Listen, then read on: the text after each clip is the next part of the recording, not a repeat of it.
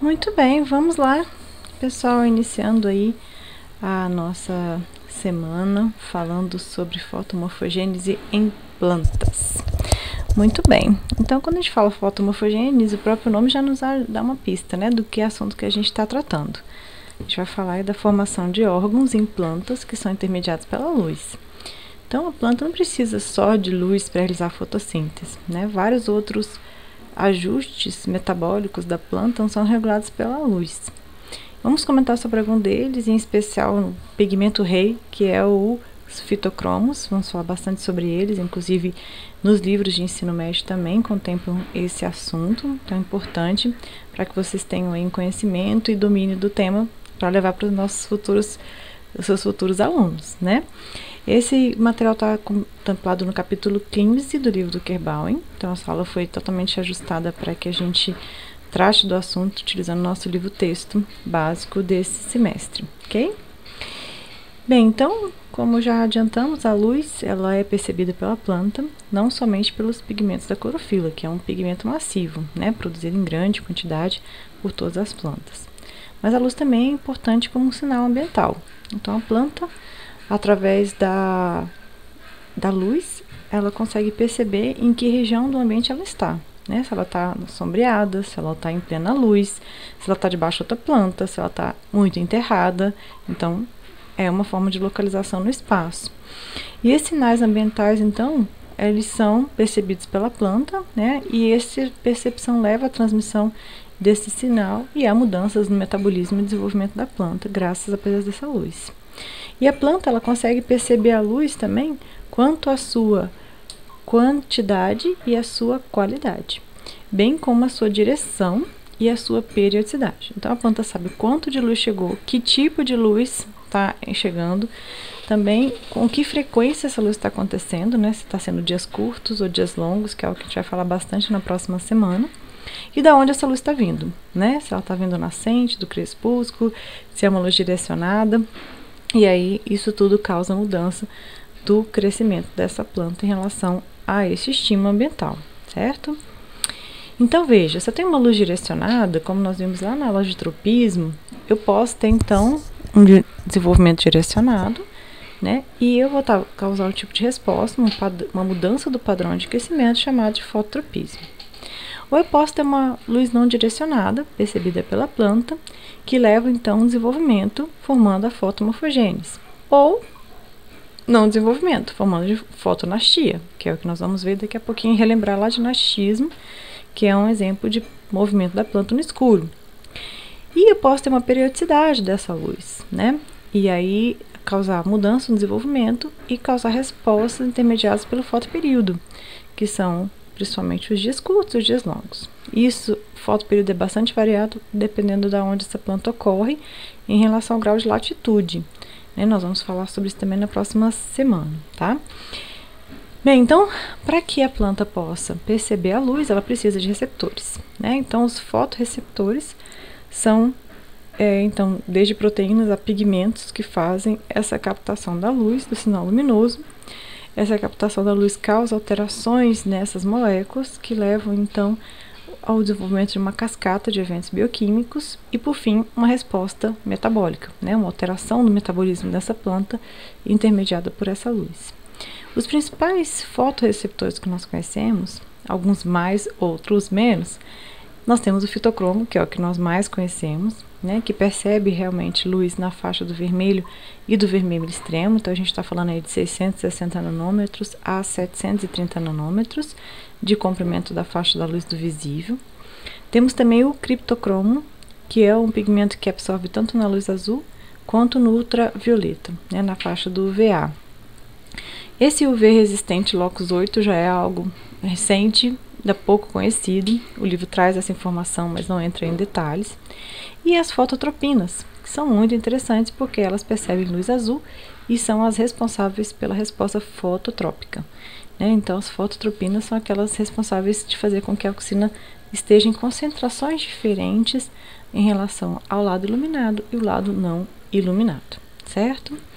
Muito bem, então vamos falar aqui um pouquinho sobre elas. Essa figura ela nos traz um resumo né, das principais respostas fisiológicas intermediadas pela luz. Então, aqui nós temos os comprimentos de onda, né? Então, aqui do lado, os diferentes de comprimentos de onda da luz visível, que vai de 280 nanômetros a 800 nanômetros.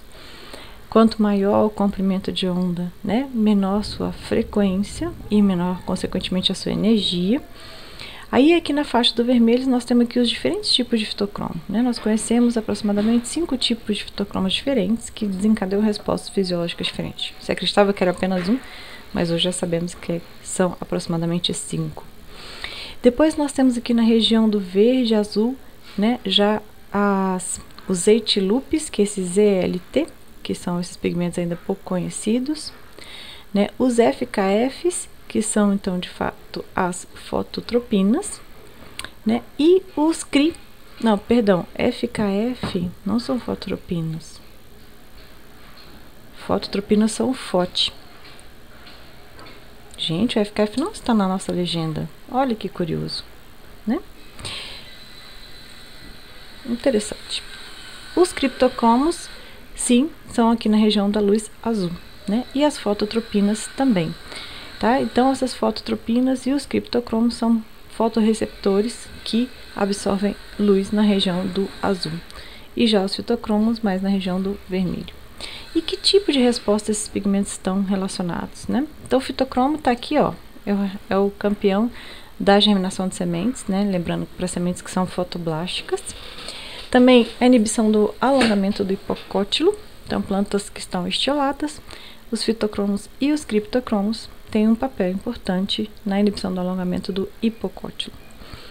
Além disso, plantas também que estão sombreadas, que é buscando um refúgio, né, um escape dessa falta de luz, também tem o papel do fitocromo nisso, que é a resposta ao sombreamento. E aí nós temos os fitocromos, os ETLs e os criptocromos, muito importantes no florescimento, na indução da floração. E então, as fototropinas e os fitocromos também responsáveis pelo fototropismo, pela mudança do padrão de crescimento em relação à resposta à luz direcionada.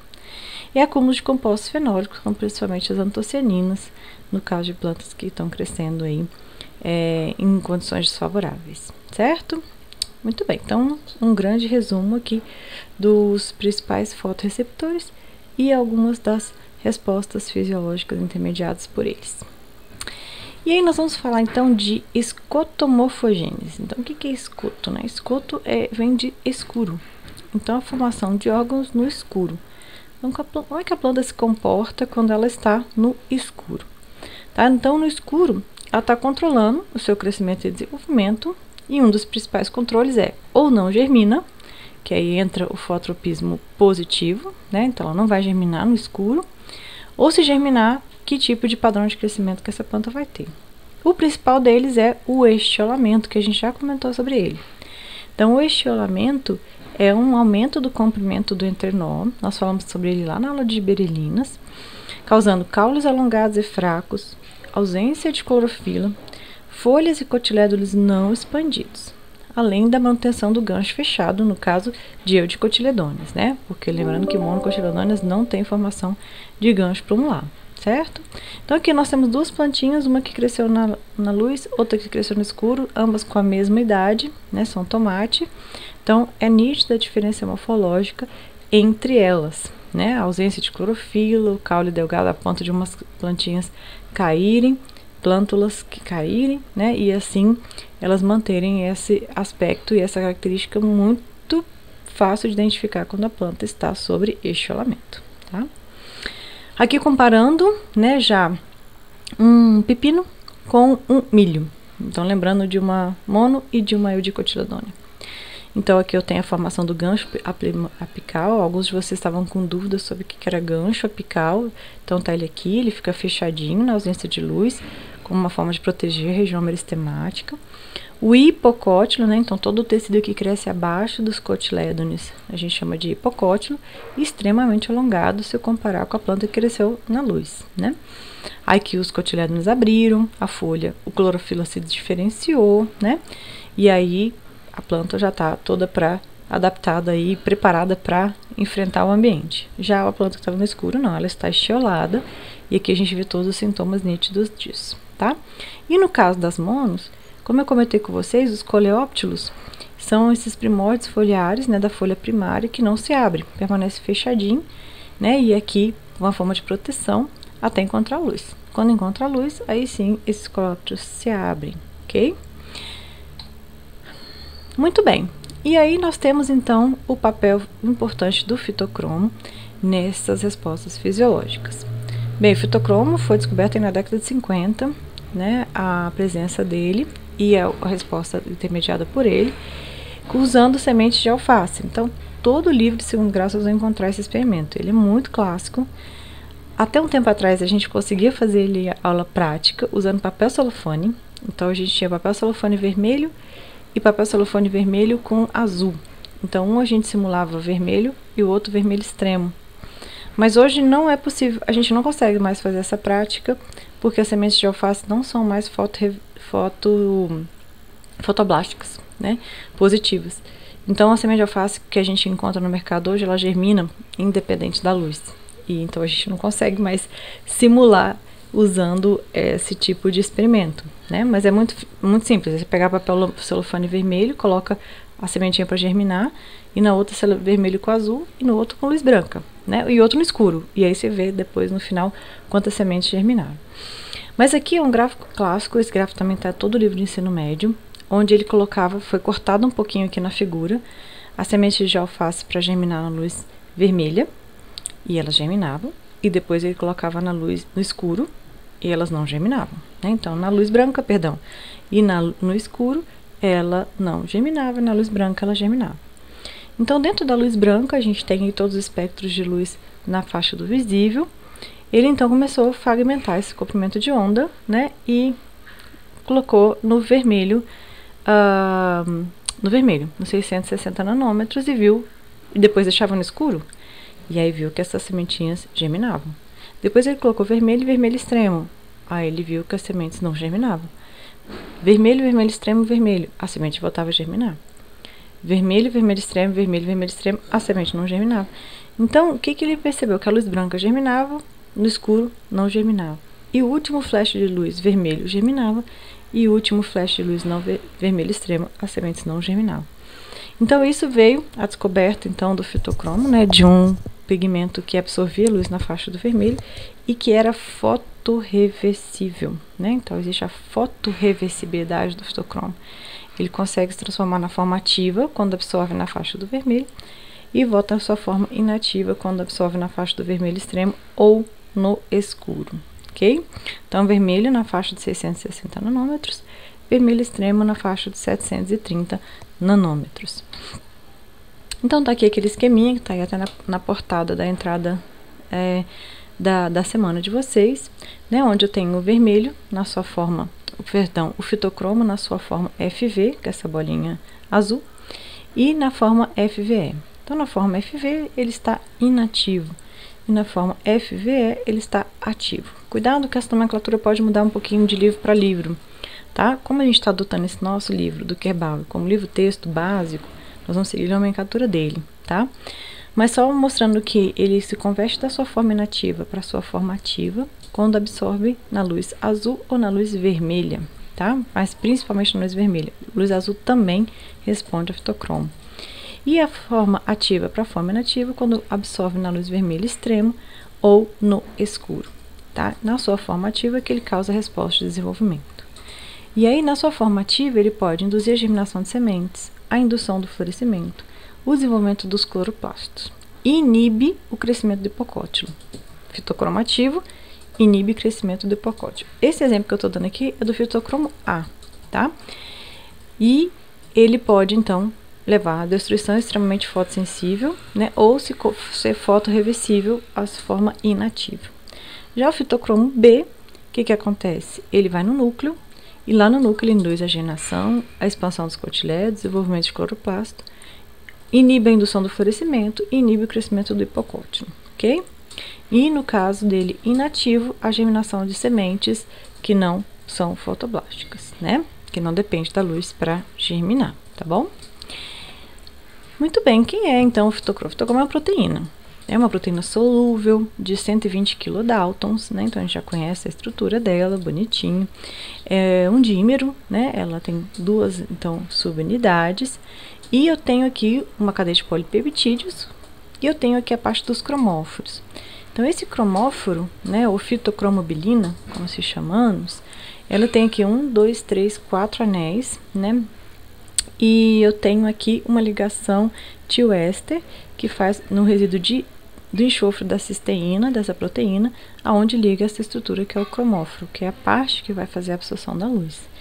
E é a região aqui desse anel D que vai ser isomerizado, vai sofrer essa isomerização, mudando de posição cis para trans, da forma inativa para a forma ativa do fitocromo, tá? Então essa mudança da molécula é simplesmente nessa região do cromóforo. Quando absorve luz vermelha, ele converte de cis para trans. E essa mudança que é o que vai desencadear todas as respostas intermediadas pelo fitocromo. Como é que o fitocromo é produzido? É uma proteína, beleza, eu tenho o gene, né, desse fitocromo lá no núcleo, que vai ser então transcrito, traduzido lá no citoplasma e ter finalizado a sua biossíntese nos plastídeos, a região do cromóforo. E a região da apoproteína é feito então também no núcleo e tem finalizado no citoplasma, e os dois se juntam no citoplasma. E aí ela fica ali solúvel no citoplasma, fazendo então a ação fisiológica e as respostas intermediadas por esse cromóforo. Ok? Muito bem. O fitocromo ele tem um espectro de absorção, tá? Absorbância aqui, tá? No eixo Y. Aqui eu tenho os comprimentos de onda na faixa do visível, e aqui o quanto que é fitocromo na forma inativa, FV, e na forma ativa, absorvem de cada comprimento de onda. Então, veja, FV, na sua forma inativa, absorve bastante 660 vermelho.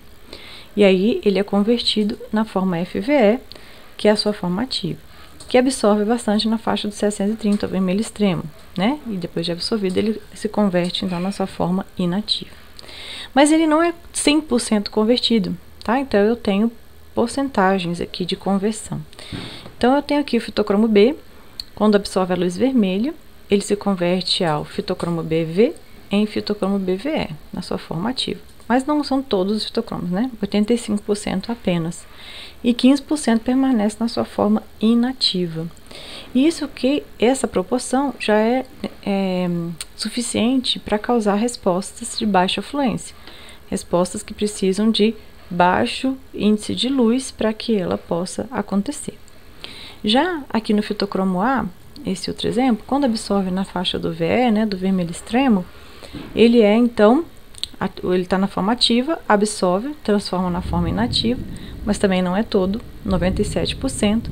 Os outros 3% já são responsáveis de causar resposta de fluência muito baixa, tá? Então, a gente tem respostas que dependem de uma fluência muito alta, ou seja, de uma alta intensidade de luz, e outras que dependem de baixa fluência, né?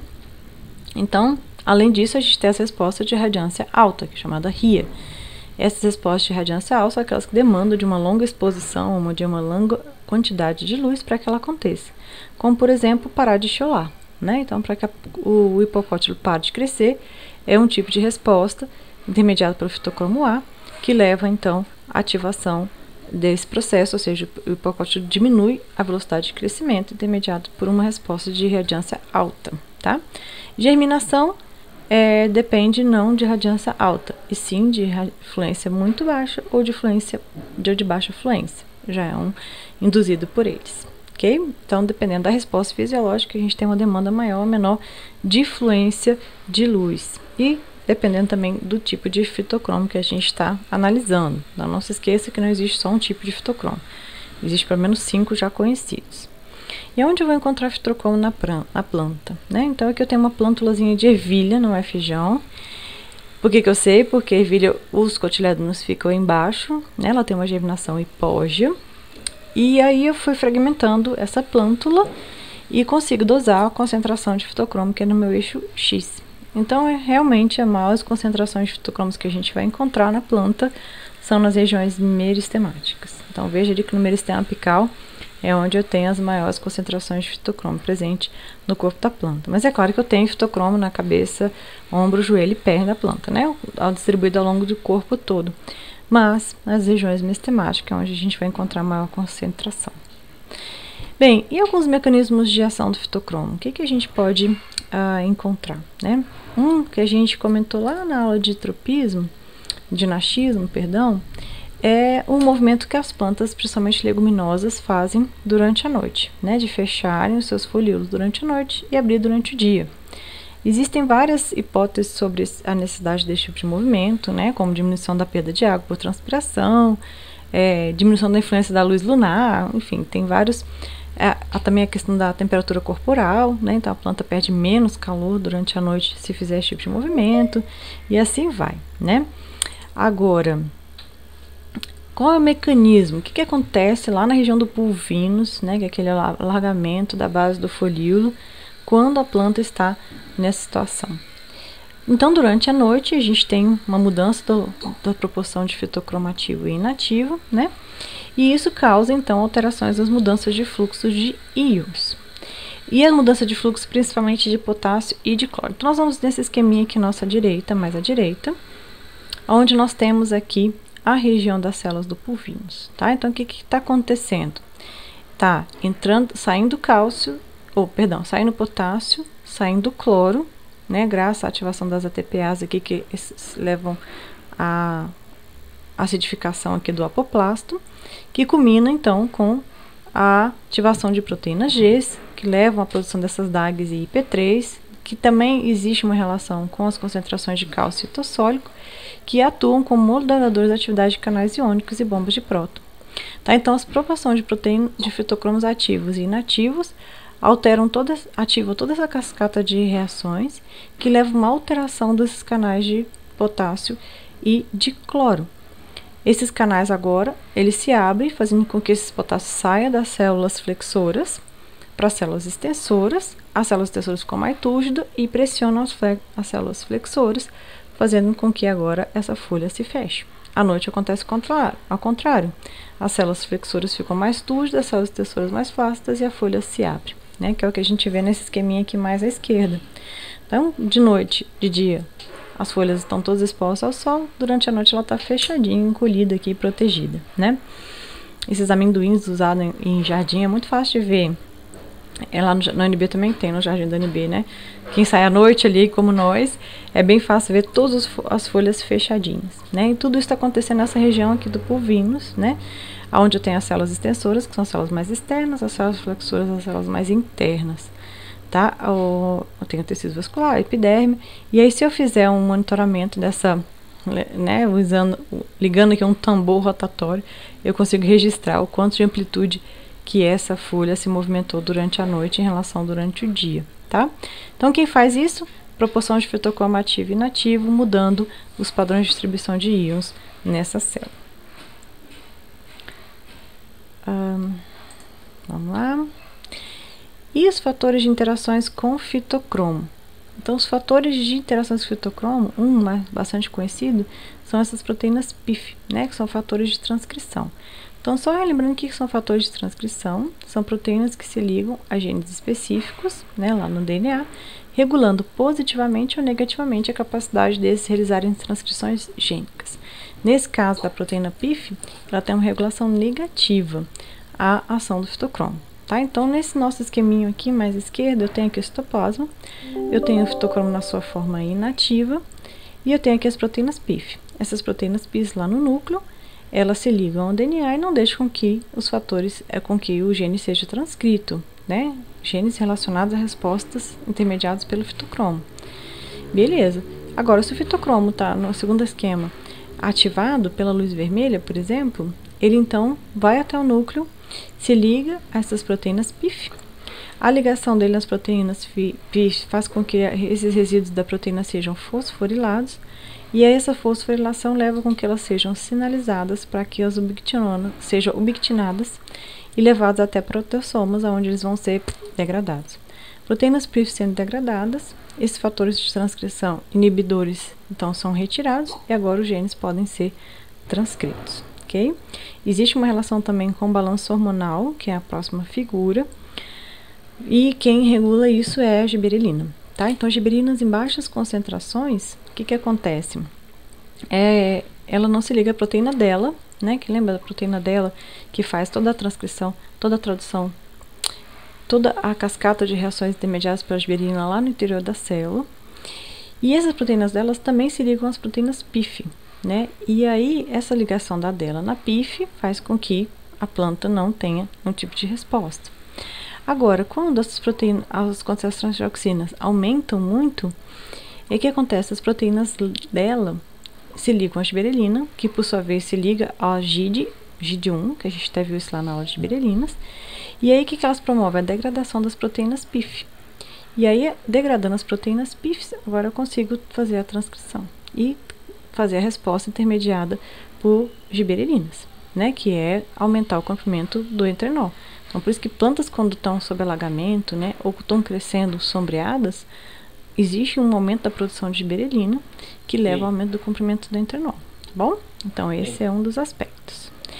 Ótimo. Voltando para cá. E o controle da germinação? É muito interessante esse aspecto, né? Por que as sementes fotoblásticas demandam de luz para germinar?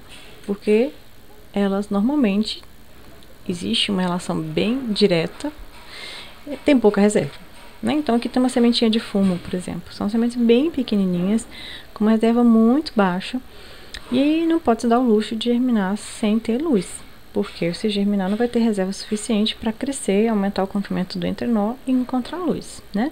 Ao contrário aqui da nossa semente de abacate, que é uma baita semente com uma baixa quantidade de reserva, né? Que permite com que ela germine, independente de ter luz ou não, tá? É uma semente fotoblástica. Então, o tamanho da semente é algo que regula bastante sobre a demanda do fotoblastismo para a germinação, ok? Inclusive, esse é um tipo de controle muito interessante, usado numa técnica de plantio genuinamente nacional, né? Uma técnica brasileira, exportada aí para o mundo todo, que eu acredito que algum de vocês já deve ter ouvido falar, que é sobre o plantio direto. Então, por que esse plantio direto é tão importante para o controle de plantas invasoras? Porque você não remove o solo, você não movimenta o solo, né? E o fato de você não movimentar o solo, você não traz para a superfície sementes pequenas. Sementes das plantas invasoras também são muito pequenas, né? Que são aquelas estratégias de produzir um mundo velho de sementes. Então, não expõe essas sementes à luz e aí não induz a germinação delas. Se você quiser fazer com que conheça o banco de sementes de plantas invasoras que você tem no seu quintal, é só você ir lá e mexer a terra. Quando você vai lá e mexe, traz essa terra para a superfície, vai nascer um monte de coisa que você nem imaginava que existia, porque essas sementes estavam lá no banco de sementes, estavam no escuro. Quando ela aparece na luz, fitocromo ativado, induz a germinação dessas espécies. Então, o plantio direto significa você plantar em cima do mato, né? Literalmente, para que você não mexa com a terra e com isso as sementes das espécies invasoras não venham a aparecer, né? Aqui um plantio de mandioca, por exemplo, feito em cima da palhada para que não aconteça essa movimentação da terra, tá? Então, sementes muito pequenas, normalmente de plantas invasoras, demandam de luz para germinar. Bem, o fitocromo e o escape da sombra, né? Plantas que estão sombreadas tendem a crescer mais do que as que estão no sol, desde que sejam plantas de sol, que é o que está acontecendo aqui, né? Tem a proporção de fitocromos ativos em relação ao fitocromo inativo, e aqui é o alongamento do caule. Quanto menos fitocromo ativo em relação ao fitocromo inativo, a planta tende a estimular, investir bastante em alongamento do caule. À medida que eu vou dando mais luz e mais fitocromo ativo, ela para de estimular, ela para de alongar o caule, né? Já a planta de sombra, ela mantém o mesmo padrão. Aqui dois exemplos, tomate e tradesquia, né, que é uma planta de sombra, mostrando a diferença de resposta dependendo do tipo da planta, né, que é um valor adaptativo, que é o crescimento controlado pelo fitocromo, tem relação com o habitat da espécie. E como é que essa estratégia é usada no melhoramento de plantas, né? Algo bastante curioso, porque o fitocromo ele vem sendo usado como alvo para programas de melhoramento de planta. Porque planta estiolada, elas fotossintetizam pouco e investem muito em recursos de expansão celular. Então, fotossintetiza pouco, investe muito recurso em expansão celular. Isso quer dizer que aquele pacote de energia que a planta tem, ao invés dela se defender, ela está usando tudo para crescer. Então, são plantas mais susceptíveis a ataques por fungos e insetos, menos investimento em recursos na produção de sementes, né? Então, são plantas menos aptas, menos robustas, menos saudáveis para viver num ambiente onde ela tem que enfrentar diversas diversos problemas, né? Então, fitocromo inativo, fitocromo ativo, e isso é um parâmetro que nos baliza para escolher plantas que possivelmente vão crescer mais ou que vão se defender mais, né? E usado como um monitoramento de melhoramento de plantas. E por fim, tem as fototropinas, né, que é o curvamento em direção à luz azul, e essa luz azul então leva um crescimento direcionado da planta em relação à fonte luminosa, né? E aí o que acontece?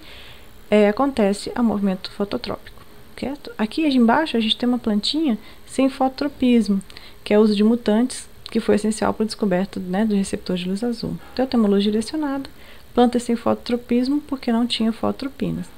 E a planta normal, todo mundo crescendo em direção à luz direcionada. Os receptores de luz azul, né, já foram então essas fototropinas isoladas, e essa fototropina isolada foi aí na década de 80, né, identificou uma proteína de membrana, que era responsável pelo fototropismo, não é uma proteína solúvel, como o caso do fitocromo, 100 anos depois do experimento de Darwin, que a gente viu lá na aula de tropismo, né, que Darwin descreveu as primeiras respostas fototrópicas. A luz azul ativa a fototropina através de mudanças conformacionais, e essas mudanças conformacionais, então, levam a mudança do controle hormonal, né, que é a ativação dessas fototropinas pela luz azul, leva ao acúmulo de auxina do lado escuro do caule. Aí, como do lado escuro do caule acumula auxina, a célula se expande mais e a planta muda o seu padrão de crescimento, como a gente viu lá na aula de tropismo, né? E aí, a luz azul também não causa só mudanças fototrópicas, né? Algumas respostas intermediadas por luz azul não se explica pela fototropina, como causa inibição do caule, do crescimento do caule, inibição da expansão foliar, abertura e expansão dos cotilédonos, síntese de clorofila e outros pigmentos. Então, fototropismo e abertura estomática são algumas das respostas fortemente controladas pela fototropina, mas existem outras que não, né? Então, daí a questão de ter outro pigmento que faça esse tipo de resposta intermediada por luz azul, não só as fototropinas, tá? Isso aí na década de 90, né, veio esses estudos sobre o efeito da luz azul na fisiologia de plantas, e viram-se que mutantes eram impactados numa proteína que já foi identificada em bactérias e eram responsáveis por ativar respostas à luz. Então, essa frase é tirada literalmente do artigo, né, que a natureza molecular do receptor de luz azul era frustradamente críptica, ou seja, escondida, algo misterioso, por isso chamado então de criptocromo, né, um pigmento escondido. O criptocromo começou a ser isolado em diversos outros organismos, além de plantas, ok? E aí, quais são as respostas intermediadas pelo criptocromo, né? O mais evidente receptor de luz azul nas plantas. A maior parte das respostas fotomorfogenéticas à luz azul é regulada por criptocromos. O que ele promove? A inibição do crescimento do caule, então para de crescer demais. A expansão da folha, aumenta a expansão dessa folha, abertura e expansão dos cotilédonos, síntese de clorofilas e outros pigmentos, abertura dos estômatos, que a gente viu isso lá no primeiro módulo, e o controle do ciclo circadiano, que é o que a gente vai ver semana que vem, ok? Então, os criptocromos absorvem na luz azul e têm importante papel em várias respostas fisiológicas. Assim como o fitocromo, o criptocromo também possui o seu cromóforo. Esse cromóforo é uma molécula de flavina adenina de nucleotídeo, um FAD, que é usado como cromóforo pelos criptocromos, né? Então, na luz azul, induz a redução do FAD em FAD-H2. E, diferente do fitocromo, os receptores de luz azul não apresentam fotorreversibilidade, né? Após ativado, os criptocromos são degradados. Então, fotorreversibilidade, por enquanto, é algo exclusivo de fitocromos, tá? Bem, então, fazendo um grande resumo de todos esses pigmentos todos esses pigmentos, né, que interferem na fotomorfogênese, nós temos o fitocromo, que induz a germinação, fitocromo e criptocromo, que inibe o enxolamento, né, e o fitocromo que induz, então, o aumento do comprimento do entenol pela percepção dos vizinhos. Quando a planta percebe que está sombreada, ela investe em crescimento. Fitocromo e criptocromo modulam o ciclo circadiano. A gente sabe que a planta existem mecanismos fisiológicos regulados pelo período de 24 horas. Criptocromo e fototropina importantíssimos na abertura dos estômatos e a fototropina no fototropismo, ok?